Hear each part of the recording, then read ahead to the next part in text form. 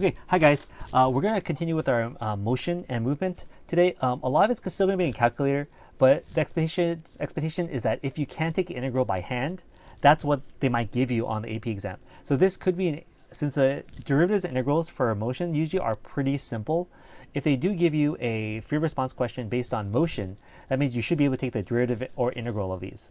Okay, derivatives to go forward from position to velocity to acceleration, or going backwards from there. And we're going to look at a couple of ideas today when it comes to two big words. One is displacement, and one is total distance. Okay, so let's go ahead and start off with our basic understanding of this, and then we'll see how that applies to calculus. First, how do I figure out how far you traveled? How do I figure out the distance traveled? So this one's the easiest one, I think, distance traveled.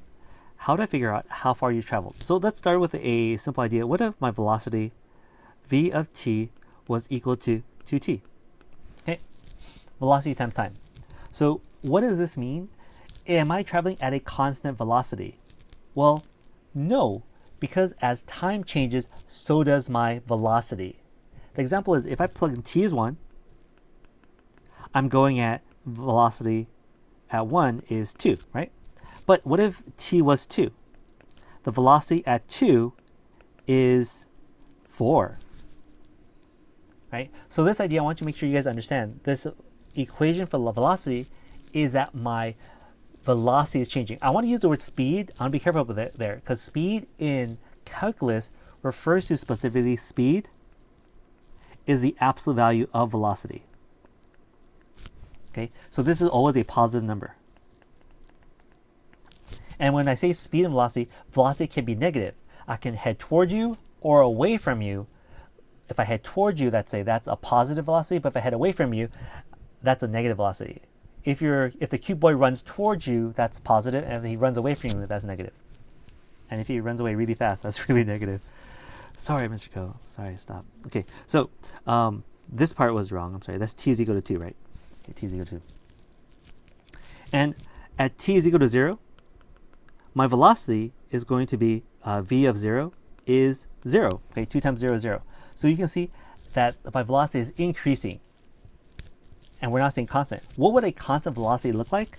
If v of t was equal to just, let's say, 5, this is a constant velocity.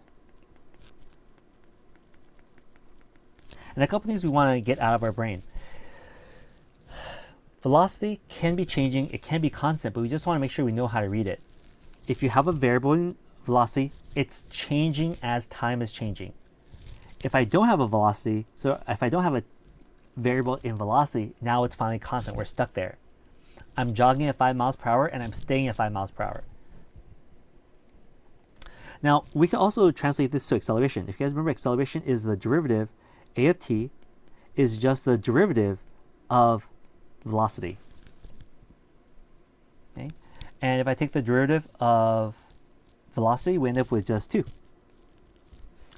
And that's, in all cases, realize this is a positive 2.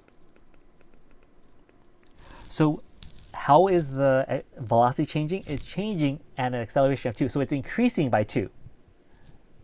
It's increasing by 2 in a positive manner. Okay, great. From here, I just want to throw one more thing out.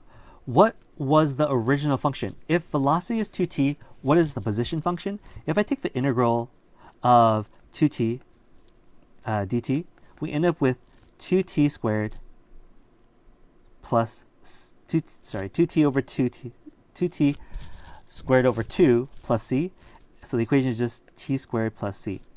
Now, why is my position function 2t plus c? Why is there a constant there? It's because I don't know where I started from. What I mean is, imagine if someone told you, I'm driving 100 miles an hour to get to you. Okay, this is a Korean drama. I'm driving 100 miles per hour to get to you. That's a velocity. But where are you at? If I told you I'm starting in South Korea versus I'm starting in San Francisco versus I'm starting in Alhambra, that's totally different spots. So we don't know where the starting value is. That's why we always have to include that constant value. So this position graph, it looks like, sure, a parabola, but where is that parabola going to be? I don't know, because I don't know what my plus c is. Okay. But here's the thing. How much distance is covered? We'll come back to this velocity function, because I want to go back to talk about this idea of total distance. When we think about how much distance has traveled, we don't drive, but we all understand that simple idea of driving a car. If I drive at 20 miles per hour, that's my velocity, and I drive for 2 hours, we end up driving for 40 miles, which is my total distance. So in order to go from a velocity to a distance, we have to multiply by time. Okay? If I say miles per hour, we're multiplying by hours. If I say meters per second, we're multiplying by seconds. But to get from a velocity to a distance is always multiplying by time. And this is where that calculus idea comes in. If I ask you, how far did you travel? What's the total distance traveled from t is between 0 and, let's use the number 2, since we have the numbers here already. Okay. How do I find that out? Well, one way is to actually look at the graph, and we say, okay, the graph of v of t versus time. V of t versus time. And our graph is pretty simple here. It's just 2t. So we'll say this is 2t up here. Here's 2, 1, 2, and 4. Okay, that's the graph of, call that 2t in our time. So to find out how much distance was traveled, it's actually the area underneath this curve here.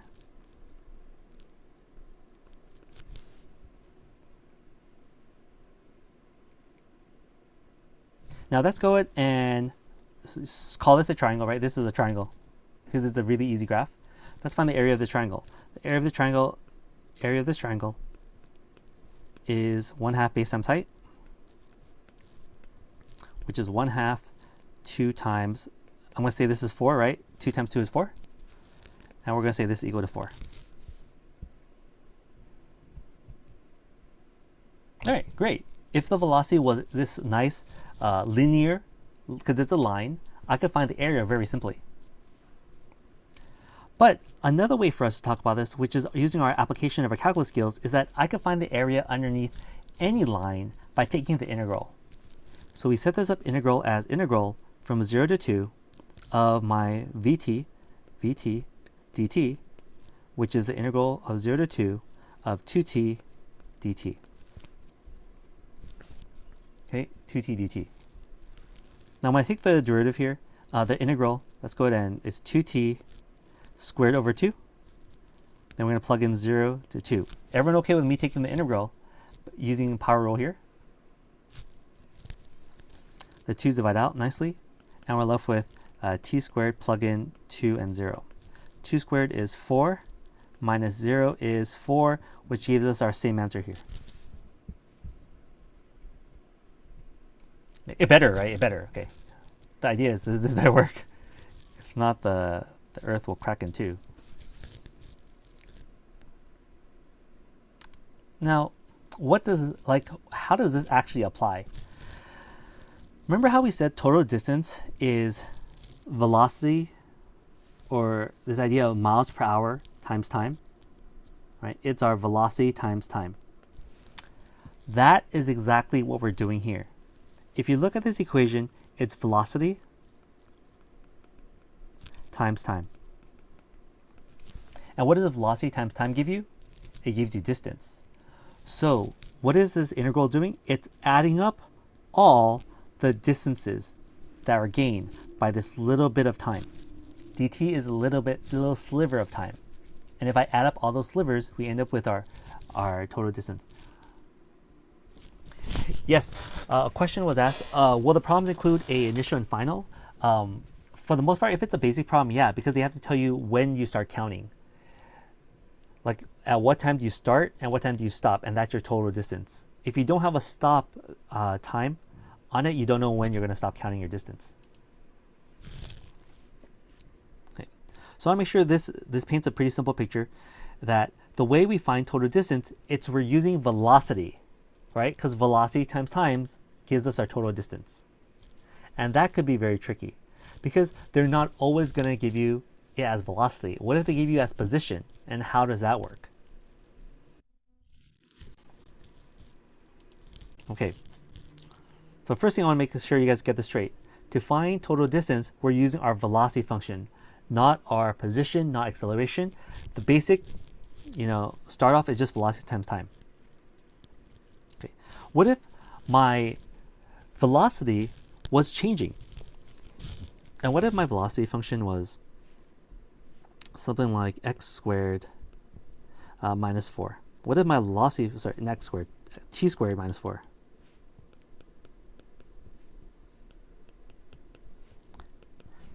Okay.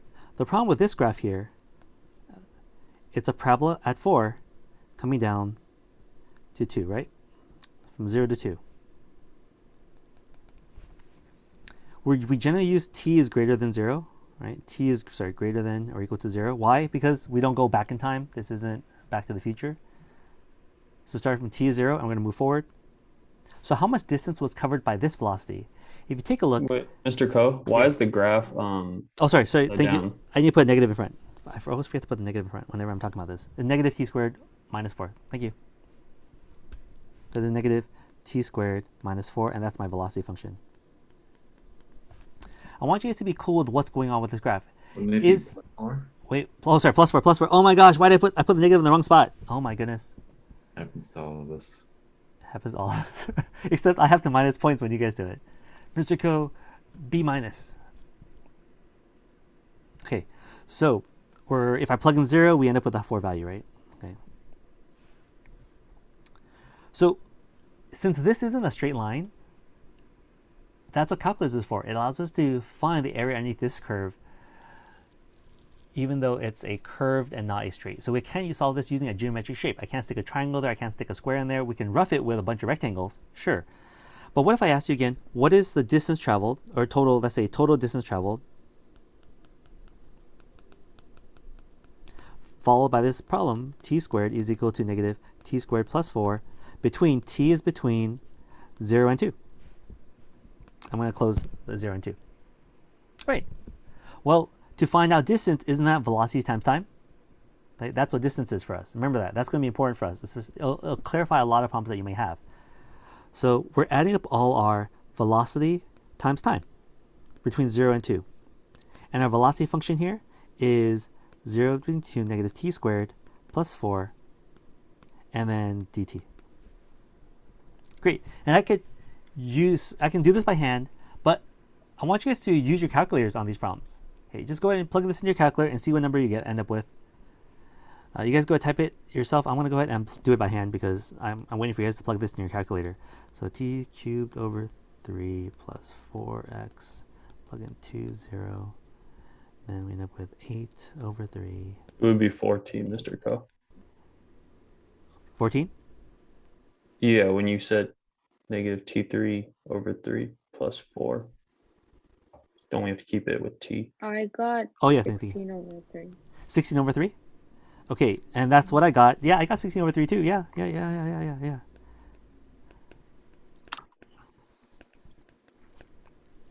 Right, and this is whatever distance. Let's call this units.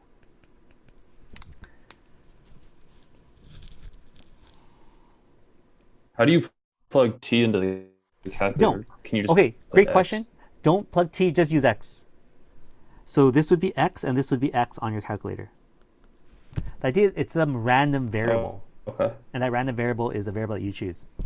Mister, can I take 2 calculators to the test? No, they won't let you. They won't let you. Let me pause for a second. All right, so the big takeaway here is distance is with velocity, okay? And I'm starting with total distance because that's something that we're used to. We're used to this idea of total distance, with velocity times time. But this is really just distance in general. This principle of distance in general. Okay, so to find distance, it's not hard. Now, all the nuances that are going to come up now are confusing. Okay. And one thing is that, what if they give me position instead? What if they give me a problem that says this? S of t is equal to, let's give you guys a, what if I give you S of t is equal to, trying to come up with an easy one to start. Come on, buddy.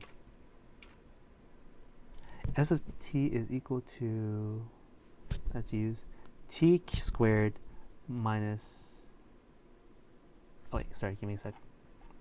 I need to jump to another one.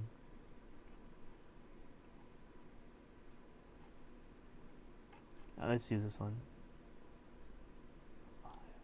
Nope, I don't want that one. Sorry, give me a moment. I'm trying to find it. Okay, I'm going to do something easy. T squared plus 4. Okay, t squared plus 4. That's my problem. T squared plus 4. I want you to find out what is the distance that I traveled between t is 0 and 2 again. What is the distance traveled? Mr. Yep. Oh yeah. Did we do the displacement stuff that you wrote No, in the beginning yet? we or no? haven't done any of that stuff yet. We're just getting the Okay. fundamental idea of what this distance thing is even. And then we'll talk about displacement and total distance traveled. Okay? So this part is just getting in your brain what distance is and how we calculate distance. And then we'll talk about those nuances. So here is the problem with this. We talked about distance traveled is velocity times time. Isn't that the idea of distance? Is velocity times times. Miles per hour times hour gives you miles. That's something you might have learned in physics. The words have to cancel out, and whatever word left is what we got. Hopefully that's helpful to you guys. It's a basic chemistry trick, right? Just cancel all the words. Numbers will fit later. My problem is meters times time is what? Miles times hours is meher? What's a meher? What type of unit is meher? That isn't a distance. If I ask you for miles, if I ask you for feet, meher isn't a distance. So if you do this, this is wrong. Okay, this is wrong right now. If I take the integral of t squared plus 4 dt, this is distance times time. If I just use units, let's say this is miles times hour, this is a meter. What's a mile hour? I have no clue what a mile hour is. Oh, I traveled 4 mile hours. What the hell is that? Oh, I walked 5 mile hours to get here. This is nothing. This is nothing for us right now. That means nothing. So if I told you position and I give you a time, we can't just multiply it. Because how do I find distance? That's velocity times time. Wait, which one's the position and which one's the time? So the position is, this is my S of t. That's the position of the particle. And dt is my time. A little bit of time. Okay, so S of t is where you are at that exact moment. Exactly, where of I'm at. d of t. Yes. Okay. Okay, so this is our position. Now, how do I get to velocity? Can we just take the derivative of this? So the velocity function now is dt is equal to 2t. And then we can now integral from 0 to 2 of 2t dt. Okay. And let's go ahead and finish this off. We said this was t squared over 2. And that becomes just 0 and 2. That's t squared between 0 and 2, which is just 4. And let's say this is miles, right? Because we were saying these are miles already. Okay, so you traveled 4 miles. But here's the next thing. Why do we take the derivative just to go back and take the integral again? If you notice, we took the derivative just to go back to take the integral again. And there's a couple of things we want to talk about now. Distance traveled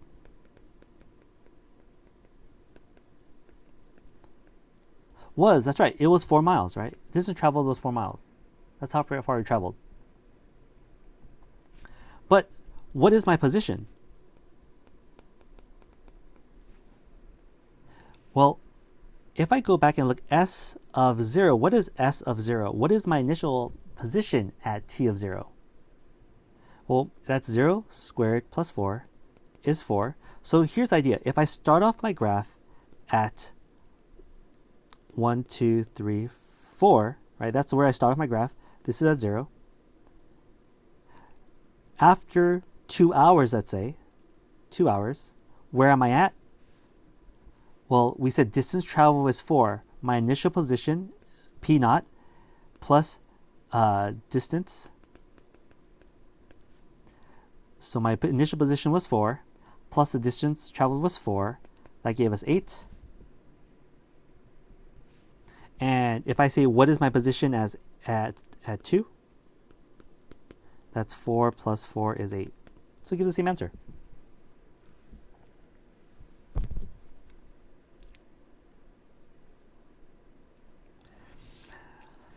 Now, let's see if that makes sense. If I went ahead and drew you my original graph, which was this graph here, going up. And at 2, I ran out of space here, I'm sorry. That's 8.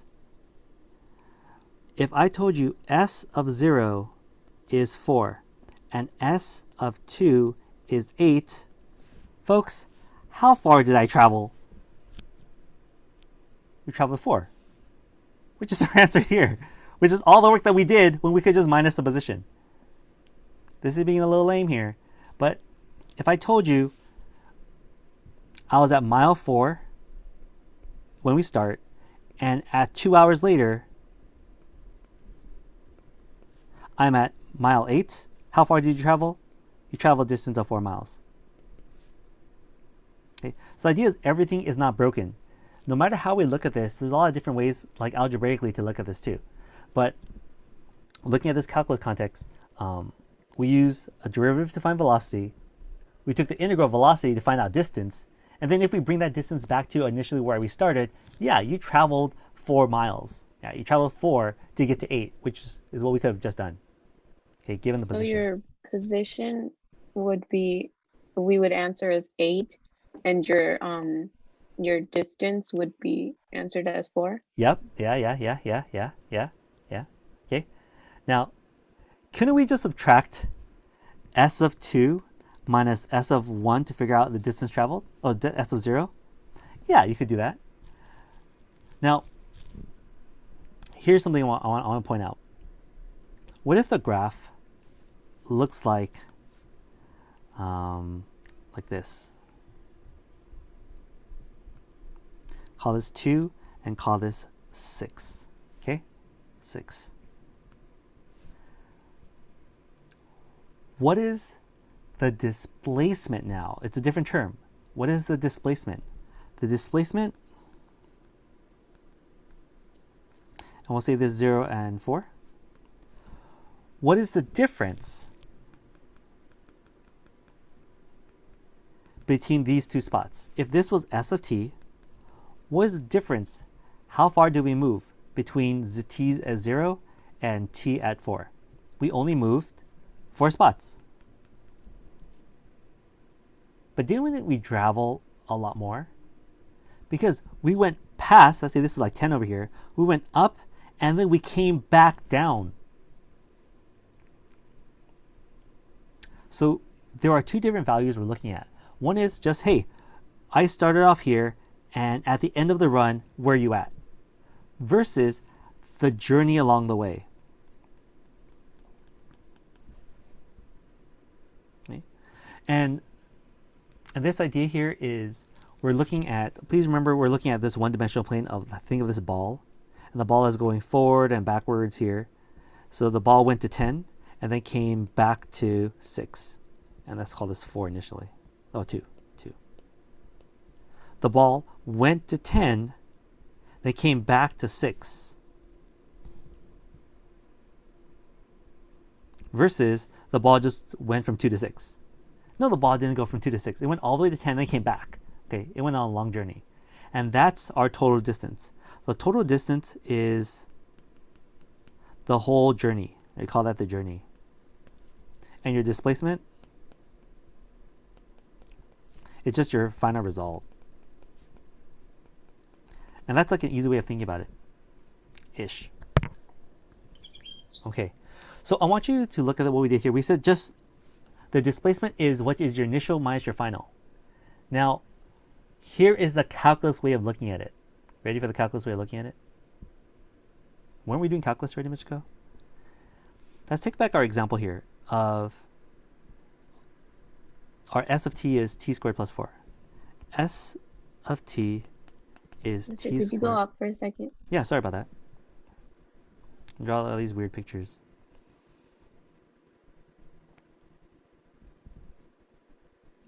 Okay, thank you. Okay, retina abuse.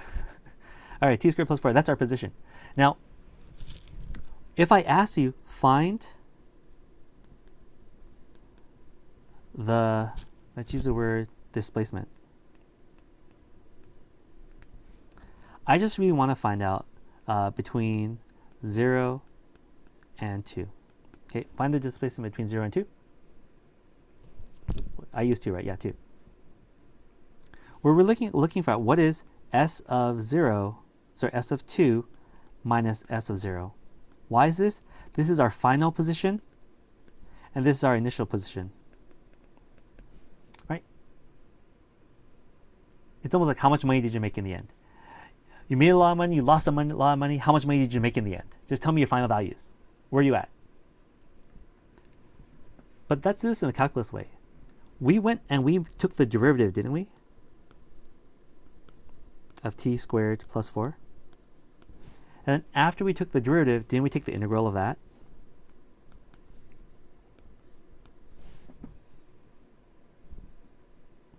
Okay, I want you guys to look at this process. Didn't we take the derivative to end up with 2t? And then we went back and took the integral again? Now I'm going to rewrite this. What if I rewrite this as d dt, the integral from 0 to 2 of t squared plus 4 dt. Have we seen this process where we take the derivative and the integral before? Shouldn't they cancel each other out? And we end up with t squared plus 4, plug in 0 and 2. Which is same as, if I call this s of t, this is really s of 2 minus s of 0. Which is 4 plus 4 minus 0 plus 4, which is 8 minus 4, which is 4, which is our answer before.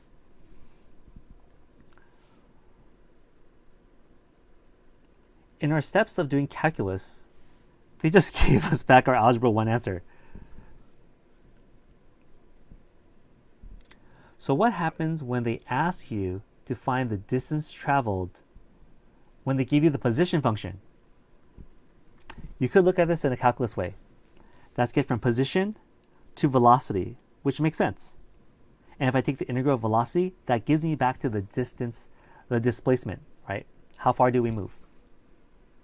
But if we look at this algebraically, this is really our final minus our initial, which would have been 2 squared plus 4 minus 2 squared, 0 minus 4, which would have given us the 4 anyways. So what happens when they do give you position? I want you guys to realize that this is what we're doing here. And this takes us back to our basic calculus rules, that if I take the derivative of an integral, they should cancel each other out. So we just plug in the 2 and the 0.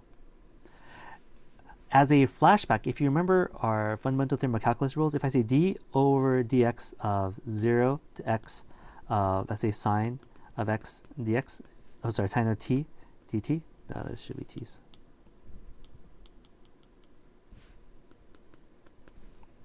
What do? We just plug it in.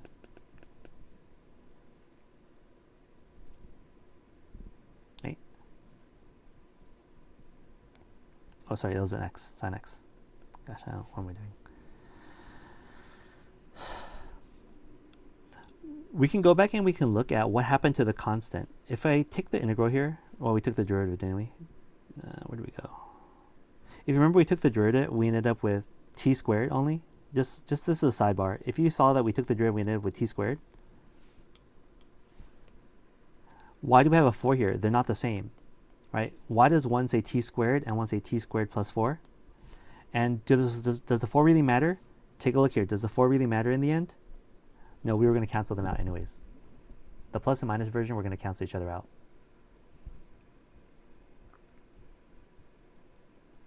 Okay. So if I'm looking at displacement, here is something else I want to mention.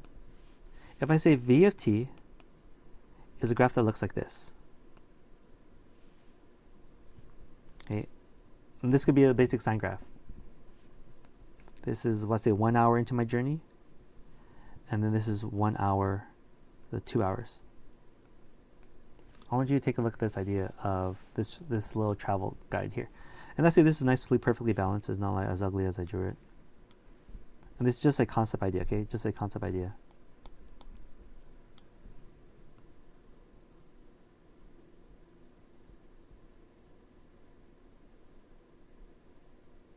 Okay, this is a concept idea.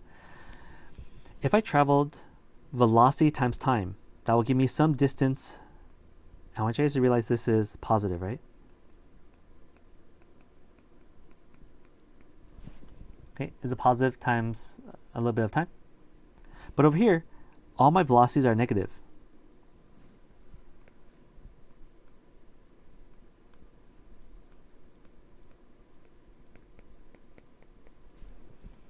What do you think they do to each other? They're going to cancel each other out. So what is the total displacement? 0. Right. It's actually 0 because you haven't gone anywhere. You went to school and then you came home from school. So you're back at home. Your parents sometimes say, you haven't done anything all day long? Well, they didn't see you go out and come back. Our end result and our final result. Our final result and our starting result. Okay. And now, if I actually stopped at, what if I stopped at v of at 1? If I stopped at v at 1, that would be some value. Let's call that some, call that area A, okay? But what is the distance from, what is the integral from 1 to 2 of v of t dt? This would have been negative 1. Right, sorry, this is, I shouldn't have, should have wrote this a different way. Integral from 0 to 1 of v of t. That's some area. And what about from 1 to 2? That's some negative area. Exactly the same area. So the distance from 0 to 2 of v of t dt is equal to, equal to 0. So this is the idea of displacement. How do you change this into distance traveled?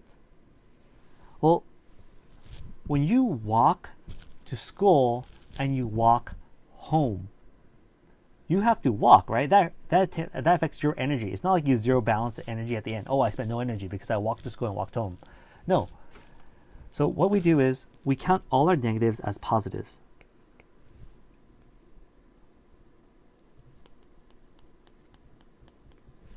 And what happens is total distance is just the same equation. Okay, here's total distance.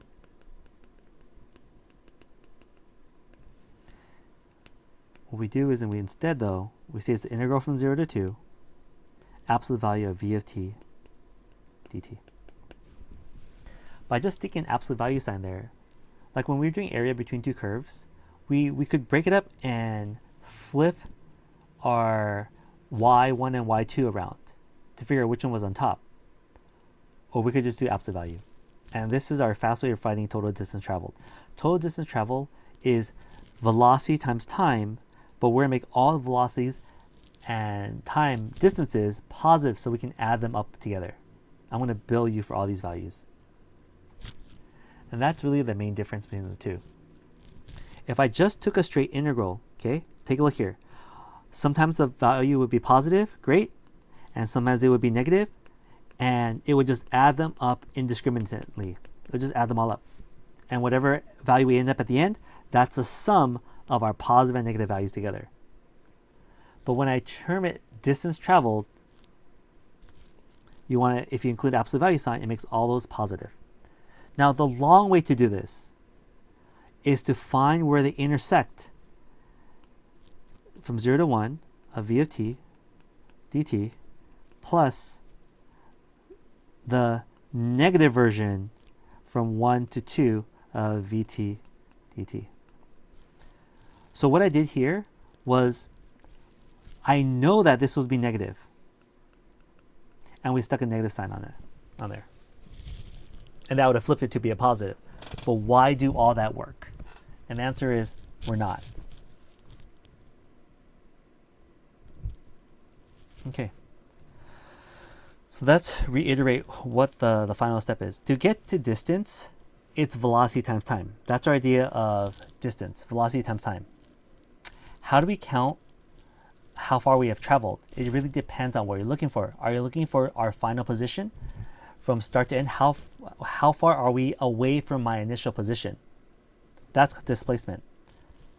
If we're looking for total distance traveled, we're going to add up every distance as a positive value because that's going to add up to my clock. It's not like when you walk backwards. You know that some cars, the older cars, if you drive backwards, the odometer actually goes in reverse.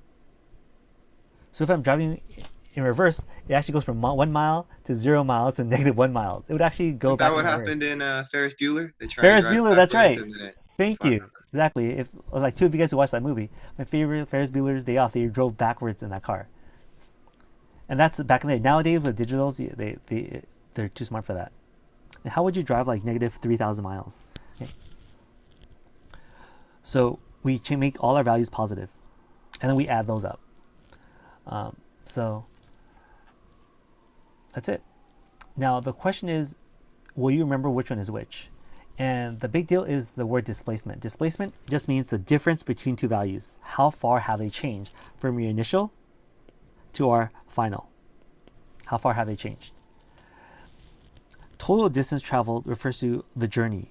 You're going to add up all the values together as a positive value instead. It's not going to take away, it's just going to add. Okay.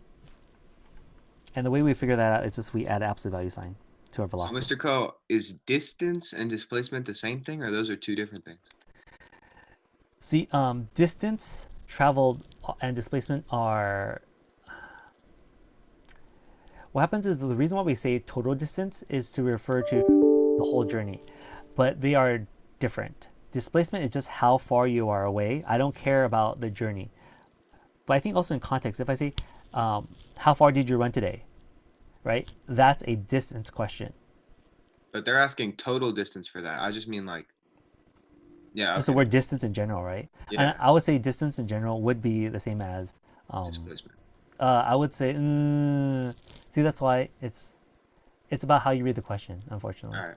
So I don't think they're going to be unclear about that. If I hear the word distance, how far, what's the distance traveled?